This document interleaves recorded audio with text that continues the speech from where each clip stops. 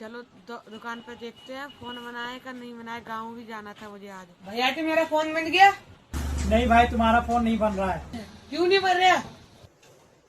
भाई इसमें आईसी का दिक्कत है ना, इसलिए नहीं बन रहा है। इसमें पैसे ज्यादा लगेंगे। बताओ, बनाना है तो बना देंगे। 4 दिन से दे रखा हूँ, अब बता रहे हो आईसी का दिक्कत है। भाई 4 दिन से दे रखे हो तो आज मैंने चेक किया ना, इसलिए पता चला कि इसमें आईसी का दिक्कत। बनाना है तो बोलो, बना देते हैं अभी।